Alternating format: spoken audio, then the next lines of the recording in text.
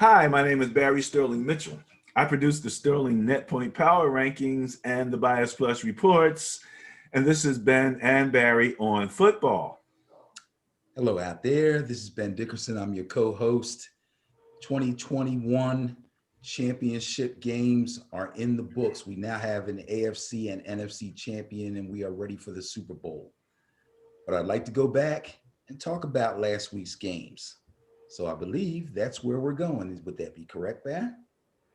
Well, we're going to talk about how we did and forecasting. Okay. If you Yes, want I to have. say that. Yeah, Oh, we have our forecast. We have the Bias Plus. We have exactly. mine, and we also have the spread. Um, and if you guys have been following us since we've been kind of bringing the spread into this thing, we've been doing, meaning myself and also the Bias Plus, have been doing better than the spread for most weeks, practically every week since we've been doing it. But this past weekend, the spread actually beat us. The spread was 1-1. It was -3.5 for the Chiefs, which of course was a win. It was also -3.5 for the Packers, which of course was a loss. Myself and the Bias both picked the Packers and the Bills, so we went 0-2. I don't feel too bad because they were great games. I think all four teams were pretty well prepared, and they were fun games to watch and very tough games to call. Hence, the spread only being the 3.5. So, I had no problem with it, even though I didn't come out on top because I didn't bet any money. So it's okay. Well, the one thing about the Bias Plus reports last week was that it was some of the smallest Bias Plus scores. Meaning we expected the games to be close. We Yes, really absolutely. expected. And it's very interesting, Ben, when you have two very evenly matched teams. Um, the interesting thing is the winner and loser amounted to who made the less mind farts. And you had a few Mhm. mind farts last week on those losing teams that really contributed, and you can't account for that type of stuff. Like, you can't account for Green Bay at the end of a half not protecting the end zone properly in terms of the coaching call and in terms of even the play of the individual D-back. I mean, it was just a massive mind fart right there. You know, I watched Josh Allen, who I've been praising, and we've both been praising, have a few Wentz moments. He's like 6'5", dude. You can't throw that ball away. you know, he's whoop, whoop, whoop, whoop, whoop. It's like, or as we might say, he went Trubisky on us a little bit. So he had I wouldn't say that. well, he had a few mind farts, Yes, he you know, did. and I was really surprised. Tom Brady, some of those interceptions he's throwing in the second half. I'm like, dude, y'all have a lead, you know. he was tossing stuff up there. I'm like, what is he looking at? You know?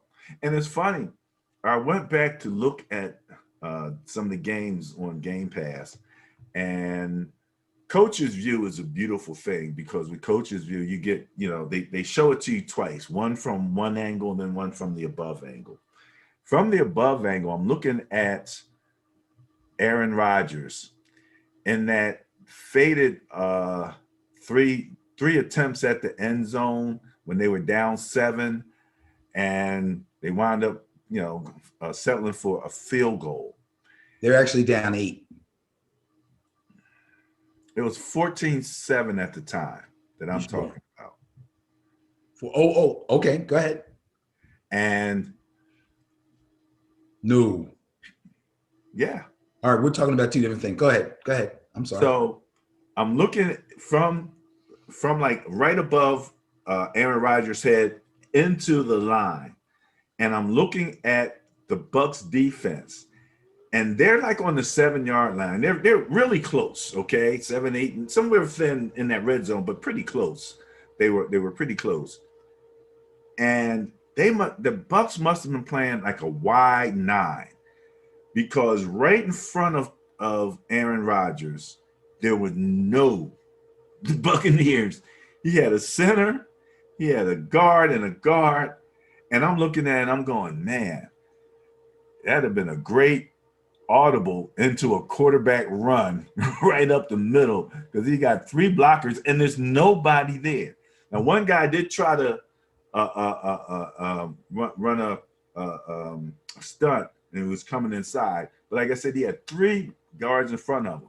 And I bring that up because the conversation has been going on back and forth. At that one particular point, when he rolled, a little to the right, he could have ran. And I'm sitting there going, run. And you know me, I'm the most conservative guy when it comes to running. I'm usually telling guys, don't run. But it's money time, And one commentator put it really well. Again, I think we talked about it a little earlier. The Broncos quarterback Elway, he's like AR, like he abdicated on his, on his opportunity to be like, the Broncos quarterback. The helicopter moment when he got hit and helicoptered into the end zone. It's like, dude, and his receiver, the funny thing is his receiver, he had 2 backs kind of in a zone looking at him. I think that's what held him off. Plus, I don't think AR is really geared toward running now at all, if he can avoid it. He's going to use his arm, I think, if he can. But as soon as that lane to run opened up, his receiver turned around and kind of just spread itself out to kind of just screen off the back. So he might not have gotten in, but he'd have gotten real close, and it had made that 4th down decision a lot different. So it was fun watching the whole game. You see the mistakes that people make, and how you can play a really even game, and it's going to come down to maybe 5 to 10 plays in that game that really decide the difference. And it really did, So they're doing a lot of talking about whether or not the Green Bay Packers should have went and got AR more help. But I think that he could have won that game. A few less mind farts on everybody's side. They could have won that game, and it wouldn't even be a discussion. Wow. Obviously, well, you want to talk about that game first? Sure, go ahead. I mean, Okay, so let's just get the particulars out of the way, and then we can go back into detail about things that happened in the game. But Buccaneers went up to Green Bay, frozen tundra, home field advantage for Aaron Rodgers, blah, blah, blah. They even had fans in the stands, and the fans were given some kind of, they looked like boards or something. It wasn't paper, because they were banging them on their seats and they were making a lot of noise. It sounded like a lot more people than were actually there. So that was a great thing for them. And I'm thinking, okay, they're really trying to make this home field advantage thing work for them. Unfortunately, it did not. Aaron Rodgers was 33 of 48 for 346 yards, 3 touchdowns and 1 interception. On most weekends, if he has those kind of numbers, he's a winner. Okay. On most weekends, when he has those kind of numbers, he's a winner. No doubt. No doubt. The problem is, for them to be winners, not only does he have to, come up with those kind of numbers and that kind of production, but they have to work along with their running game. The Packers have been a very balanced offense for the majority of this season. Aaron Jones has played a big part in that. Unfortunately, Aaron Jones only had 6 carries, 27 yards. The very first series of the game, he lost a fumble. He got popped really hard. I believe it was like a little swing pass. He caught the ball, turned around, and he got smashed. Went out with a chest injury, Never saw him again, except for some shots on the sideline with him making faces like he's wincing in pain. Okay, not a good thing. Jamal Williams is his backup. Jamal Williams is a good running back, but he is not Aaron Jones. Jamal Williams carried the ball only 7 times. He only gained 23 yards. He did catch the ball 4 times. He only had 22 yards. It was pretty much the Aaron Rodgers show after that. If they were going to get anything done, he was going to have to put the team on his back, and he did his darndest. Oh, yeah, I want to mention real fast, because when we start talking about next year and we start talking about the Green Bay Packers, remember this name. And if you watch the game, you saw a little bit of him, A.J. Dillon. They did not draft A.J. Dillon for no reason, okay? I believe Aaron Jones becomes a free agent next year. A.J. Dillon may be the guy that's stepping up. So you may not see Aaron Jones in a Green Bay Packer uniform after next year for you fans out there. Now, Davante Adams had 15 targets in this game. Sure, why wouldn't he? If Aaron has to put the team on his back, that means he has to throw the ball to Davante Adams, which he's been doing all season, and Davante's been coming through. He caught 9 of 15 targets, but for only 67 yards. It was tough sledding. He did score a touchdown, and he probably should have had a couple more touchdowns, but that series we were just talking about that you alluded to where he could have run, instead of running on that play, he actually tried to throw the ball to Davante Adams, who in fact had sat down on the goal line, kind of shielded his body like he was going to shield the DB to allow Aaron Rodgers to run. And then Aaron Rodgers throws the ball to him. Another DB comes over. They're lucky it didn't get picked, but it was low anyway. It was impossible for him to catch that. He also sailed one over his head. He was open on the back line. So, I mean, if they score those two, or even, well, we'll talk about the run, not run play later. So Davante was kind of hampered in this game. I do want to talk about Marcus Valdes-Scantling. He caught 4 balls for 115 yards, so he led the team in yardage. He did score a touchdown on a beautiful 50-yard go route right up the sideline. Bing, bang, bong. This is the Valdes-Scantling that I've been waiting for the last 2 years. If he can keep that up and stop getting the dropsies, he's going to have a nice long career in Green Bay. Mason Crosby, the kicker, kicked 2 field goals, kicked both of his extra points. The defense was only able to sack Tom Brady 1 time, but they did get 3 interceptions. Now, we're talking about brain farts, and I'm going to get into that some more when I talk about Brady and the Bucs, okay? But here's the problem for Aaron Rodgers and the offense.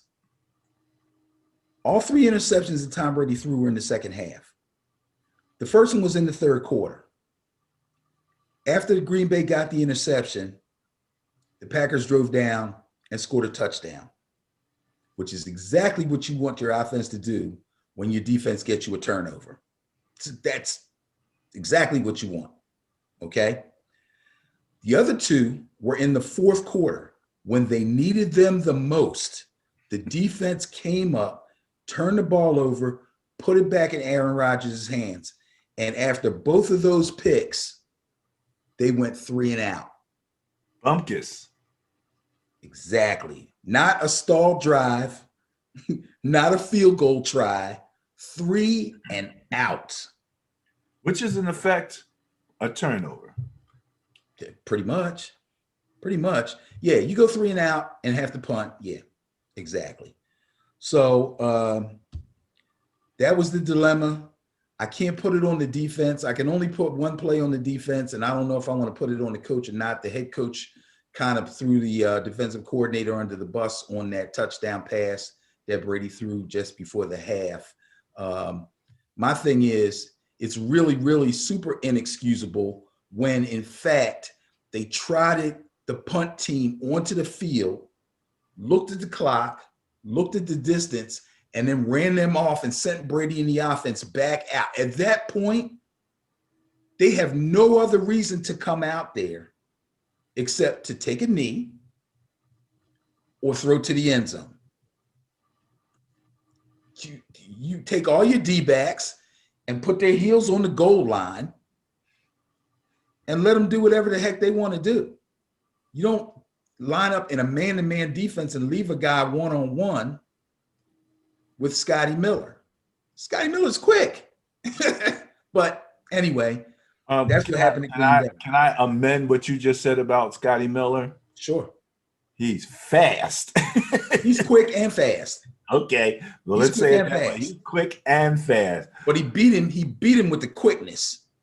That's where he beat him. Off the line with the quickness, but there was a certain point when the ball was in the air and Scotty Miller kept going. He went right past that D-back. And as a matter of fact, if I remember right, the D-back, by the time Scotty Miller was catching the ball, the D-back was just arriving and he was doing the windmill when he did it.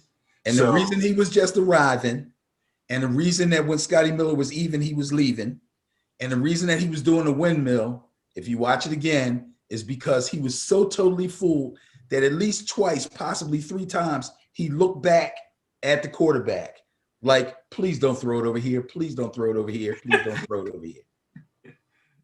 Okay.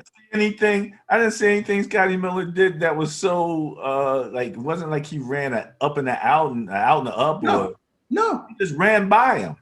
It's almost like they weren't. I don't know what they were expecting, but they sure weren't expecting that. Well, that was a massive mind fart, and that was 7 points.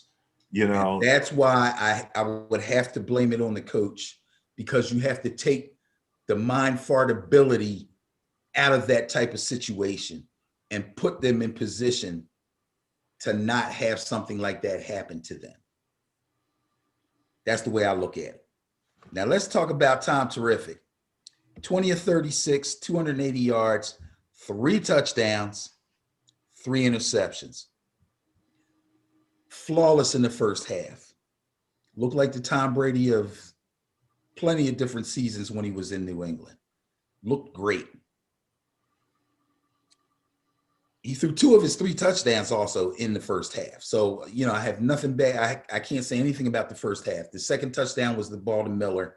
That went 39 yards, by the way. So that wasn't just a little dunk. That was a nice throw on a nice route by Miller, who got off the line quick and beat the DB, something terrible. The third touchdown was in the second half. I believe it was early in the third quarter to the backup tight end, Cameron Brate. After that, I don't know what the heck happened, because they had no run game. So it's like, you talking about Tampa Bay had no run game? Tampa Bay had 0 run game. Ronald Jones. Wait. They had a touchdown on a run. Bro, when was that? In the first half. Okay. Did I not say the first half was flawless?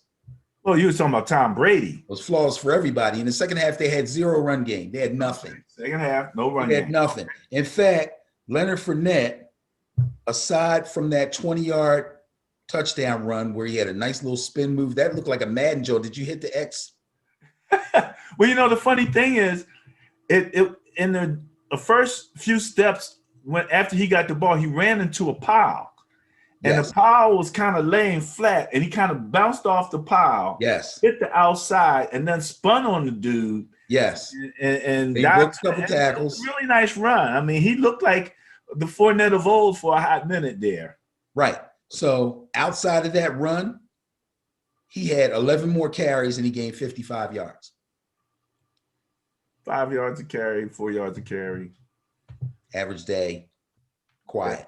The main thing was that I think that they helped keep Green Bay's defense somewhat honest. They did try to run it here and there, and they couldn't, you know, Green Bay's defense couldn't abdicate, you know, that the run was going to come. I think that there was enough running done to hit them mentally. But go ahead.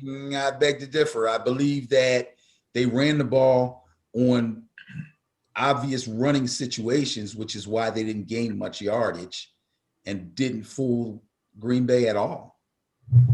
He scored 1 touchdown. It comes to a point when you're running the ball where it ain't about fooling them. It's about moving bodies. And I think that they didn't move bodies either. A little more of the physical team later on. Okay. 55 yards. Ronald Jones had 16 yards. On how many carries? 10. That's the extent of their running game. Go back and watch the game. Just watch the second half. Count the run plays. See if you can figure out the yards. It was nothing. So the thing is, because the run game was either not clicking, not being called efficiently, or obviously they thought they were calling efficient run plays that just weren't working, Brady was putting that ball in the air a lot. And I'm not saying that to make an excuse for him throwing interceptions. I'm just saying he was throwing a lot more than he should have had to for the situation that they were in, as far as having the lead and so forth. Okay. If he had a better run game or a better called run game, he may not have thrown all those interceptions because he wouldn't have had to throw the ball as much. But the interceptions looked really bad because it looked like he was just tossing the ball out there, you know? And I think that's probably the thing about it. It's like, okay, that it was almost out of character, you know, for the situation. So that was the surprising part about it, you know, how deep it wasn't like he was, you know, it was a slant for a first down and it didn't happen. So, I mean, some of the balls, it looked like a punt. I was like, man. Because they weren't running the ball efficiently. Sometimes he had to throw the ball a little farther downfield than he would have liked to so they could keep the chains moving. Listen to this. Mike Evans had 8 targets. He caught 3 passes. One of them was a touchdown. 3 of them were interceptions. All 3 of the interceptions, he was targeting Mike Evans. Not good. Not good. Chris Godwin, on the other hand, had a great day. 5 of 9, 110 yards. Unfortunately, he couldn't find the end zone, but that was one of his better days. He's had a tough season, so he's kind of cooking pretty good right now. I'd say he's probably the most efficient receiver they have at this point. The kicker only had to kick 1 field goal. That was a 46-yarder. He made all 4 of his extra points. No flubs there. The defense, however, came to play, especially up front. Once they basically nullified Aaron Jones and Jamal Williams and A.J. Dillon couldn't really get anything going, pin their ears back. Jason Pierre-Paul, ex-New York Giant, had 2 sacks. They had 5 sacks altogether, and they did pick Rodgers off once. So the defense played really, really well. For Tampa Bay, and we're not necessarily going to talk about the Super Bowl right now, but I would say for next week, they're going to have to clean some things up on offense, and they're going to have to get a little bit more out of their run game, regardless of who they use, Jones, Fournette, or both of them. They've got to be more efficient on the ground because Brady ain't running nowhere. You know what I mean? So that's just something that they're going to have to fix. Okay. Tampa Bay had a total of 76 yards rushing. So that was what they had. Green Bay only had 67 total. So nobody was really killing it on the ground. Well, I will say, as much as I talk bad about Fournette actually caught, 5 out of 7 targets? Didn't get a lot, about 4 yards a catch, but he did actually hold on to most. Yeah, he caught 5 out of 7 for 19 yards, and he dropped 2. That's 2, 5 out of 7. Yes, he did. They were definite drops too. Listen, you're like, yeah, still 5 out of 7. He dropped. They didn't go over his head. No, on the ground. I'm surprised. You know, I don't think he catches well. So I know that. I'll give him extra credit that he caught the 5 out of 7. I know that, and I appreciate that because you said something about him last week or a couple weeks ago, and I was defending him because remember the statement I made about LSU? They're never shooting the ball. And I said he had to really go into the lab and learn how to catch because he realized that he had to add that to his game. And he was doing way better. Look, they don't throw the ball to Ronald Jones hardly at all. He's the passing down back who has worked his way into the 3-down back. So I got to give him credit for that. But he dropped 2 balls in that game. Otherwise, he's 7 for 7, and who knows how many yards. They got to clean some things up. That's all they got to do. All right. We haven't done the Sterling Net Point Power rankings yet. That will be next on the show. Did you want to talk a little bit about mind farts on the AFC side first? Or you want me to go through the game first? Either way. Yeah, I'll just point out what I considered my mind farts here. Okay. Well, number one, it seems as if the Buffalo Bills defense against the run is lacking. They're going to need some little more beef up front, I think, in order to really deal with a run game. However, again, Josh Allen, I thought had some really good moments, but he looked like a guy who was not ready for that level of play. That the lights were a little bright maybe at certain points. And like I said, he lost like 53 yards in sacks. So he was giving up big yardage, and probably because he's already in the shotgun. So, you get sacked in the shotgun, you're already 10 yards back, and then you drop back 3, 4, 5 more yards and then don't throw the ball away. So he had a few mind farts. Their defense had some really big breakdown. Matter of fact, both defenses, Green Bay's and the Bills, had those type of breakdowns where somebody pops completely open. You know what I mean? And that happened in both games. And it's like, Jimmy Christmas. And then you had the one run by Nicole Hardeman. I think it was, he had, if I'm looking here correctly, 1 carry for 50 yards. And that's the problem with Kansas City. They have that speed. He's not even listed as a running back. He's listed as a wide receiver. And he's a wide receiver. So the carries could come from anywhere on that team. And it's a very difficult. I'm not saying it's not a challenge, but that was some of the things that I noted. Let me see if there's anything else before you finish your rundown, Josh. 53 yards given up in sacks, and so that was the main thing that I saw. The one thing about Mahomes is he doesn't really have too many of those type of mind fart moments, so part of why he is who he is. But tell us a little more about the game that you have from your statistical information. Yeah. So as much as I hate to say it, I think you hit the nail right on the head when you say the lights got a little bit bright for Josh Allen. And I really wouldn't have believed it until I actually saw it for myself. After watching him play in big games during the season, watching him take on, big games in the big game against the Colts and all that, I thought this guy was really, really ready to make the next step. And win, lose, or draw, I didn't think the situation would get too big for him.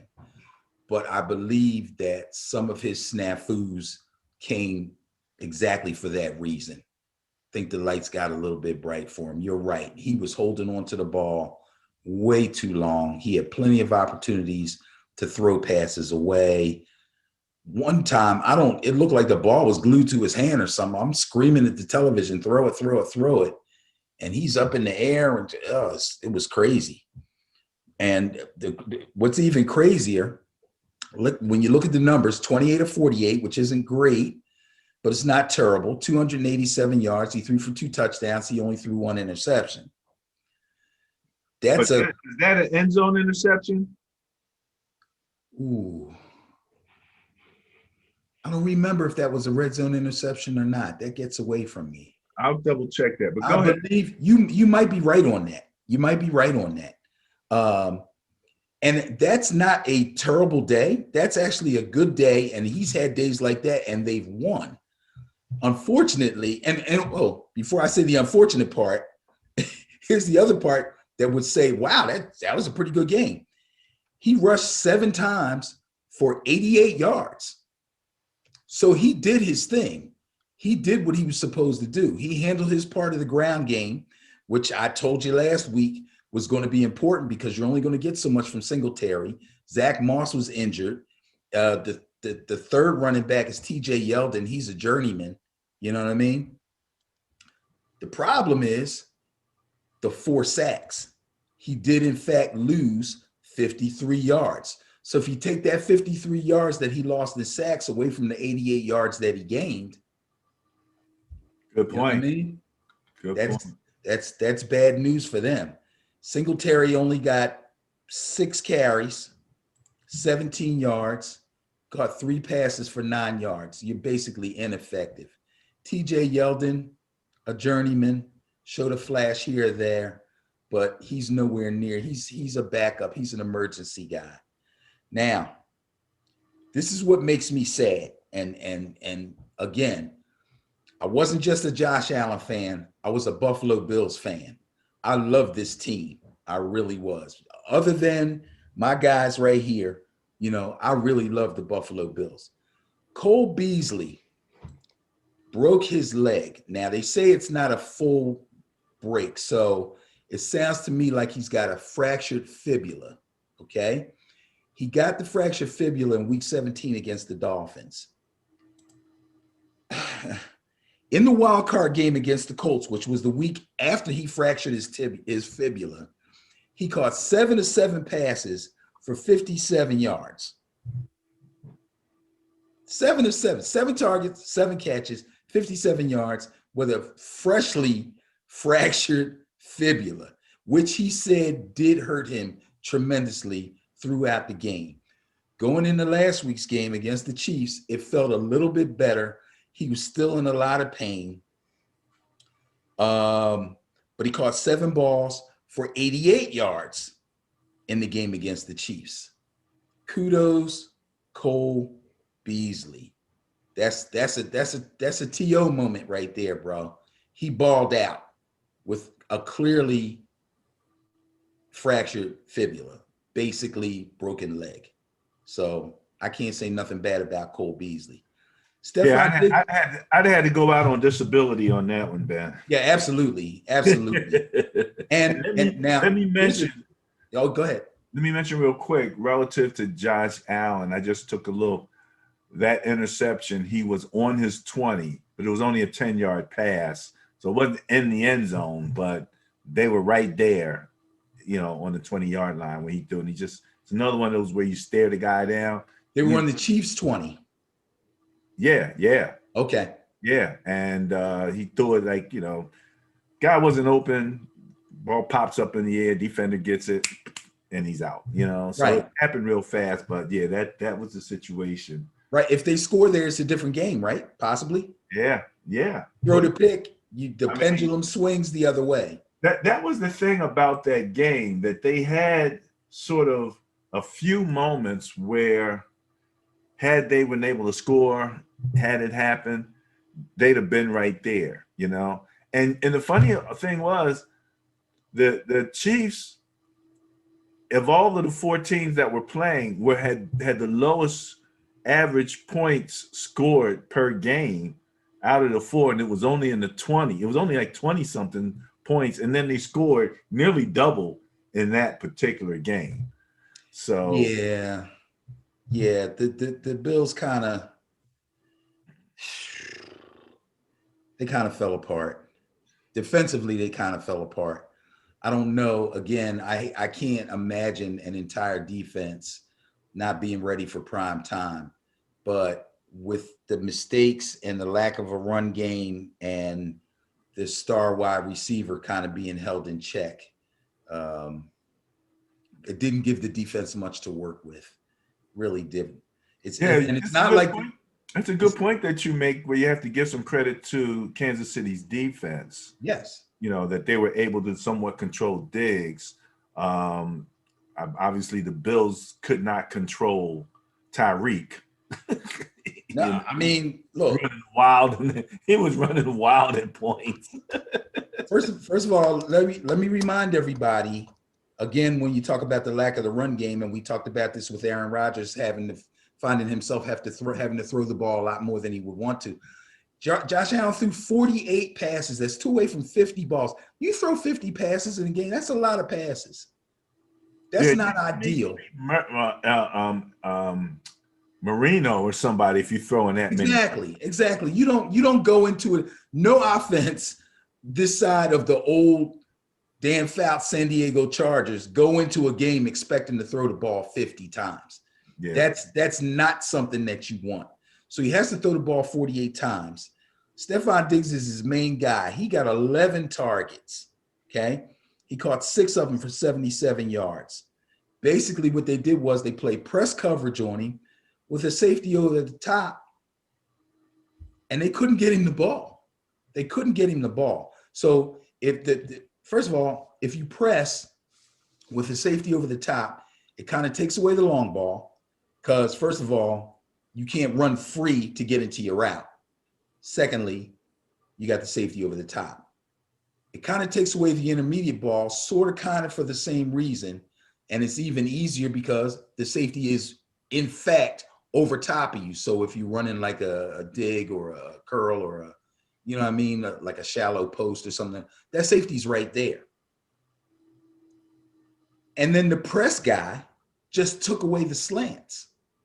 He's got nothing. Now, he did break free, obviously, because he caught 6 balls, but he only got 77 yards, couldn't find the end zone. That was a big deal for the Chiefs defense to be able to hold him in check. So that was part of the game plan, which I'm sure that it was. It worked. They did really well with it, and it worked. Now, Tyler Bass, the kicker, let's give kickers kudos here in the playoffs. This guy worked. Had 4 field goal tries. He made all 4. 2 of them were 51-yarders. Made 2 51-yard field goals. Gotta love the guy for that. Yeah. He did his job. The defense, however, bad field position, this, that, and the other. I don't care about that. You only sacked Mahomes 1 time. They had 1 turnover, and that was on the fumbled punt. That was it. So you don't force turnovers. You don't get to the quarterback. You're going to have a long day. And it's not like the Chiefs were burning up on the ground, because they really weren't. Clyde Edwards-Helaire, this was his first action since he injured his hip in week 15. Excuse me. He was basically ineffective. He had 7 yards on 7 carries. Now, he did score a touchdown, but it was a 1-yard run. Okay, fine. But other than that, he did nothing.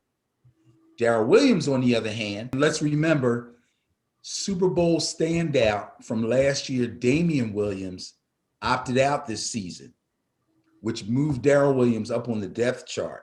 Since Helaire has been injured, or Edwards-Helaire, I should say, has been injured, he has taken over pretty much as the number 1 running back. Le'Veon Bell has drifted off into the sunset somewhere. I have no idea. Darrell Williams had 13 carries for 52 yards, a very efficient 52 yards. It may not sound like much, but he did really well with the runs that he had. He also scored a touchdown on the ground. He caught 1 pass for 9 yards. So again, like I said, they weren't exactly tearing the ball up as far as the ground game is concerned. But when they run a jet sweep or a reverse or whatever, I think it was a jet sweep to Mecole Hardman, and he rips off 50 yards on you. And then Tyreek Hill catches 9 of 11, but 1 of them is for 71 yards as he pinballs his way. That was you know what? What flashed into my mind? A Barry Sanders run. That looked like a Barry Sanders run, like with the speed turned up. Because he's running this way, then he goes this way, then he goes this way, then this way. The guy is just tremendous. He's very dynamic. The funny thing is, you took it to Barry Sanders in the pros. I'm actually thinking about your league. Who's with the Bull? Who, Booger? Yeah. Yeah, but yeah. I've seen both He have some gets runs loose. like that. He's one of those little guys that gets loose, and now everybody's chasing. Can nobody catch him? Which way did he go? He cut back this way, cut back that way. Yeah.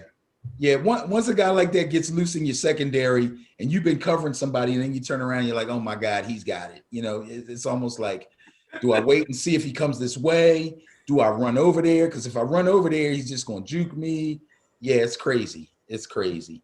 So, yeah, he was 9 of 11, 172 total yards. He didn't score any touchdowns, but doggone it, he hurt them. He hurt them bad. And that 71-yard run after catch, and it was, in fact, a 71. I think the ball only traveled maybe 1 or 2 yards in the air. So he did all the rest. Oh, after the catch. Mahomes got credit for passes that, in effect, the one touchdown was a shovel pass. I'm getting to that. That's the next thing up. 71-yard run after catch set up the underhand throw to Kelce for the touchdown. Travis Kelce, big day, huge day, 15 targets, 13 catches, 118 yards, 2 touchdowns. And like I said, one of them was the little underhand flip. And they're kind of, teams need to be more prepared for that. That's like the 3rd or 4th time I've seen them run something like that. And they score on it like every stinking time. The guy he sets up like he's going to block, and then he just comes down the line and he just flips it to him. I've seen him flip it to him, underhand it to him, dump it to him. What are you going to do? It's funny. Watching Kansas City play reminds me of Canadian football. A little bit. Because they got except Canadian football, they do it behind, back and forth behind the quarterback. You don't know which way he's gonna go. Well, yeah, you can actually come in forward motion, kind of like arena. The receivers can come in forward motion before the ball is snapped, where in the NFL you can't. But I understand what you're saying. It's all the motion and the movement and all that stuff pre-snap is what, and let's face it, man. That stuff can be confusing to a defense. They give you one look, they take it away, they show you something else, then they go back to what they were doing. The funny part of it with Kansas City, and I noticed this even last year, all of that back and forth, and many times it's a dive play. Right. They turn around and hand the ball off straight up. But that's why they do it. That's why they do it, because you can't get if they had a trick play, and in order to do the trick play, they had to do some certain type of pre-snap movement. And then they did it. Everybody's going to document that. So in order for them to run that play again, they would have to do their pre-snap movement a different way. But if they give you all this pre-snap movement and then run a dive play, now they can give you that same pre-snap movement again later in the season or in the playoffs, and you have no clue. Not to mention, sometimes they'll send somebody in motion and send them back just to double check and see if you're in man-to-man or you're in zone. So, Absolutely. That's how that goes. Harrison Butker, the kicker, not much for him to do. He only had to kick 1 field goal. He made it. It was 45 yards. He didn't make all 5 of his extra points. And it's funny, we have to mention extra points all of a sudden. They used to be automatic, but they're not anymore. But he did make all 5 of his extra points. And the Chiefs defense did their thing. They got the 1 interception, and they did have 4 sacks. So they played well. Now, as I talked briefly about what I thought Tampa Bay had to do to improve on some things that they did last week to be prepared for the Super Bowl this week, I will do the same thing for the Chiefs. And it's sort of kind of the same. They need to clean up some things in their run game. And I know Andy Reid is all about throwing the ball. He really is. I think Bieniemy makes him run the ball. It's crazy. Andy Reid would love to just go into a game and throw the ball 40, 50 times. But he realizes that he has to have some balance. So the number one thing is going to be for Clyde Edwards-Helaire to get another week and a half under his belt of rest and make sure his hip is as close to 100% as possible. Because I don't think Darrell Williams can carry the load by himself, but the two of them together and a nice little jet sweep to Hardman here and there could be all the run game that they need to keep everything balanced and keep a rush, the possible pass rush, off of Mr. Mahomes. JPP is coming, man. Shaq Barrett's coming. This is not going to be a walk in the park for them. And I'm not going to talk about the Tampa Bay played Kansas City during the season, and it was a close game. The Chiefs won the game. But I don't want to talk about that because I'm going to save that for our Super Bowl show next week. All I'm saying is they need to clean up a couple of little things in their run game. They should be fine. Their defense, I don't think it's going to get much better than what we just saw and what we've seen down the stretch. They were never a great defense, but they're very opportunistic, extremely opportunistic. And when you have a quarterback like Patrick Mahomes and an efficient offense with playmakers all over the place and splash plays all over the place, it creates even more opportunities for your defense. So that's how I see that. All right, well, let's follow that up, Ben, with the rankings from last week. And we can kind of see what where everybody stands relative to the numbers that we track. This is just the top 10. There was no need to go any further down. You can follow all of the rankings, all 32 teams, at the Sterling Pro Football Net Point Power Rankings on Facebook. But this is your top 10 as of January 26th. So this takes in the entire season. And as you can see, I have the teams in red. And you know, Benny, we're going to talk maybe next week a little bit on the special show we're going to be doing on a radio broadcast. But look who in the PA column is at the bottom of the top 10 in terms of giving up points. And they're 0.1 differential between the two. So I was a little surprised at some of the defensive performances, but we'll talk a little bit more about that. As you can see, Tampa Bay, in terms of the first column, net points, is actually second out of the top 10. Baltimore still held that top spot at 8.8 net points per game as far as their winning margin. Tampa Bay coming in second, Green Bay third, New Orleans Saints fourth. That's Green Bay at 8.3, Saints at 8.2. So it's quite tight. And Kansas City comes in at fifth at 7.2. In the scoring column, Tampa Bay comes in at 30.7. In second place, Kansas City comes in at fifth place at 29.6. That's how close that is. And then Tampa Bay holds the edge in turnover differential, but not by much, 0.2 difference between Tampa Bay and in third place and Kansas City in seventh place out of the top 10 teams. So I'm going to be looking to discuss whether or not defense wins championships. But if you looked at this chart, you might say, nah, maybe not. Yeah, I still say that's blasphemy. I hear people screaming about defense doesn't win championships anymore. Where do you get that? What is this anymore stuff? Listen, the game has always been an offensive game. Well, I'm not going to say it always has been, but for the most part, modern day football is all about the offense. Most of the rule changes have been to incentivize the offense. Can't touch the quarterback hardly. You can't touch the receivers once they get 5 yards off the line. You know, everything is geared toward offense. I understand why. People like exciting games. They like to see a lot of scoring. So you need to make rules like that.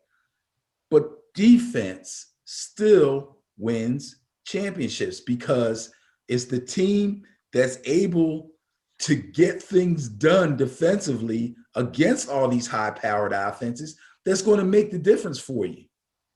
That's the way I look at it. So, yeah, offenses look wonderful. Guys are ringing up points. People are like, oh, Mahomes and Aaron Rodgers and Tom Brady and blah, blah, blah. Okay, fine. That's true. But the team with the better defense, the team that plays defense the best is the team that's going to win.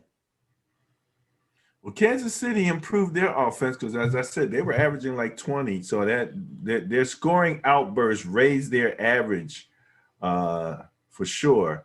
And the one thing that we saw in both cases was this is the time of year when defensive lines emerge and they control or they make what happens in the game happen, because that pressure is really a big piece of it. So here's your top 10 Sterling net point power rankings. Benny, any last things on that? No, I'm not going to say anything. Well, yes, I will say something about that. Points against, you pointed out that Kansas City sitting there at number 10. But the team you don't see there in the top 10 at all is the Buffalo Bills. That tells me something.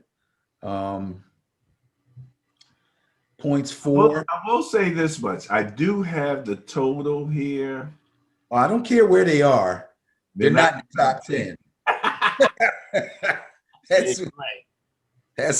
That's all I got to say about that. You know what I mean? And of the 4 teams that played last week in the total net points, they're 4th of the 4. However, I still believe that Tampa Bay win over Green Bay as an upset. Green Bay is supposed to win that game. Statistically, eye test. So I have to give kudos to Tom Brady. I have to give kudos to Bruce Arians and Leftwich and Todd Bowles. Them cats coached their butts off, man. And they beat the Packers. They outcoached them and outplayed them. I got to give some credit where credit is due. There was on one of the shows, they pointed out that when the Packers played the Rams and they were on the goal line and their number 1 receiver, Davante Adams, right? Right. If you remember the play where Davante ran to one side and the Rams cornerback Ramsey was with him. Right. And then he ran back to the other side and Ramsey got caught up in traffic. Quick pass, touchdown. Ramsey's jumping up and down like a teenager, like, you know, like having a conniption, like somebody really screwed up and it wasn't him. But they ran that same play against Tampa Bay. And Tampa Bay's defense rotated nicely and shut all of that down. So they saw that play, they reacted to that play properly, and they were able to defend that play, and they couldn't run it that second time against Tampa Bay. I don't know what Ramsey was so upset about. First of all, if he's on one side of the field and he runs a route to the other side of the field and you travel with him, then you're playing him man to man. So I don't care if he runs to the bathroom or goes up in the stands, you got to go with him. Once he realized you're covering him man to man, he's going to bring you back through traffic, get you caught in the wash, and get open. You have nobody to blame. You have nobody to blame. You got caught up in the wash. That's all. You know, they were smarter than that. They're like, we're not going to let him rub us off. We're going to sit in the zone and we're going to cover all areas and we're going to communicate and talk, point out where he is, and it's all good. Well, but they did have the benefit of having watched that play last week. So right. They knew better. They knew better. Right. No doubt about it. No doubt about it. All right. After we do the net point rankings, we do the Bias Plus reports. I'm going to break out the Bias Plus reports. I know it's a week early. A lot of things can change, but the bias numbers are the bias numbers. Nothing's going to change because there's no games being played between now and then. So let's get ready to make that move. Let's see. Am I going in the right direction? All right. There we go.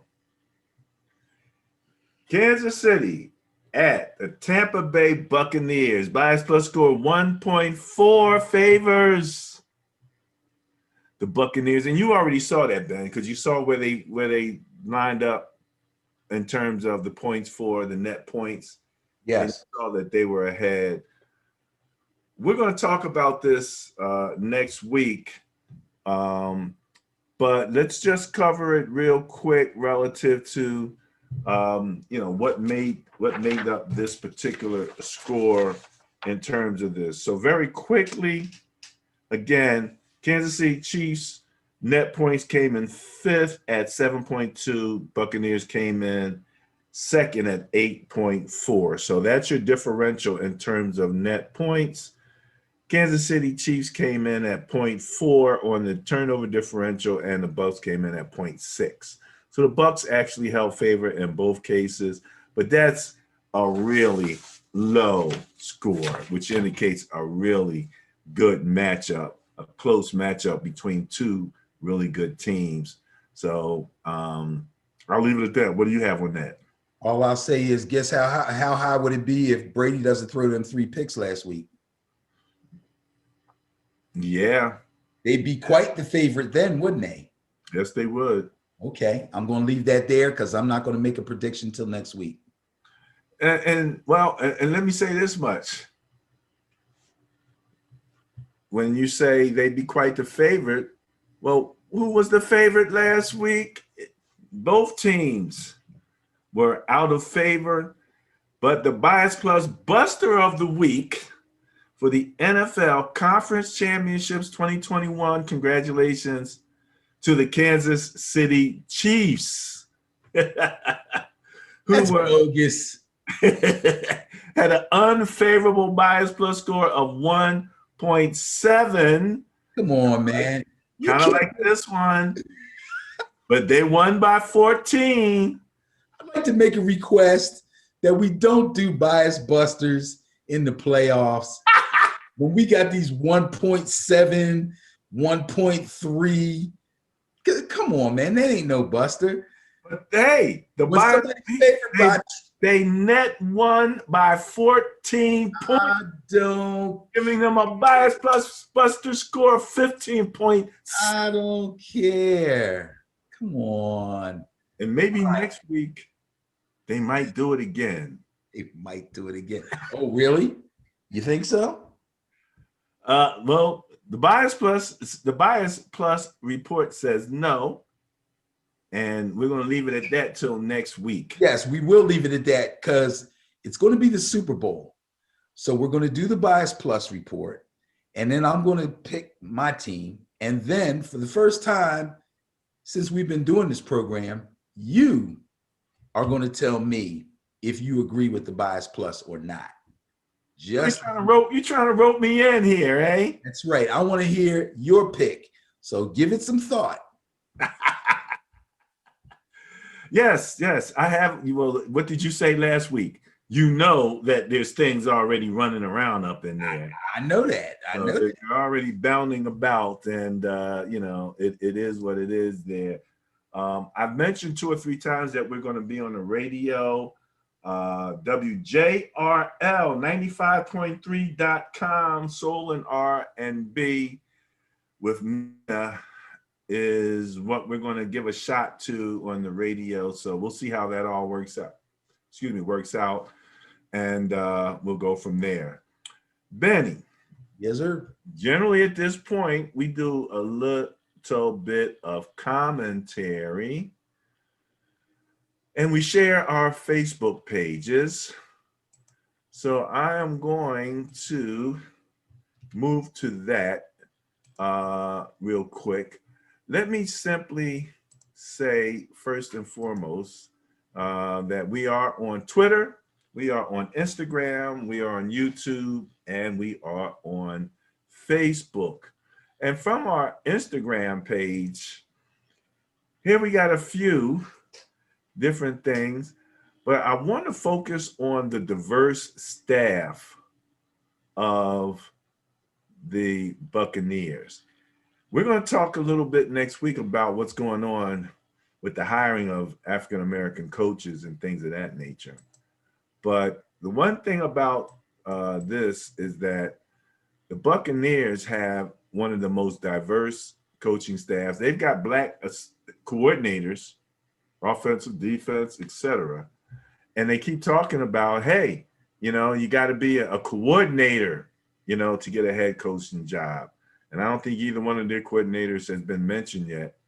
And then the other one on the other side in the Super Bowl is Bieniemy, who, should have simply been snatched up right from the get. So you have anything you want to say about that before we move on?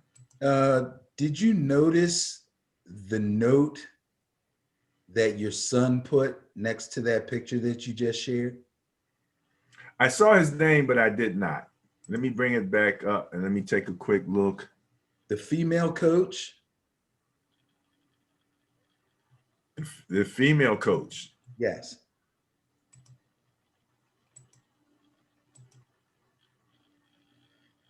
That one right there. Coach, no, she's the official. She's the official. No, the female coach is the she's African American sister, just got a job, right? No. There's another female coach on his staff. Yes. Okay. Yes. She coached the Piranhas. Oh, is that what he was trying to say? Yes. I meant to get him to decipher that chicken scratch that he wrote because I had no clue what he was talking about. Was the coach on the Central Penn Piranhas semi-pro team. He won, I think, he won a championship with them. Probably more than one. They won a lot of championships. Yeah, I know he won one. I remember him winning one with them, and then he moved on, and then again. Yeah, they've been around for a while, and they've been a powerhouse, at least on the East Coast, as far as semi-pro football is concerned. It's kind of fallen off now. In fact, I don't even know if the team still exists now. But a lot of guys in our flag league played for the Piranhas.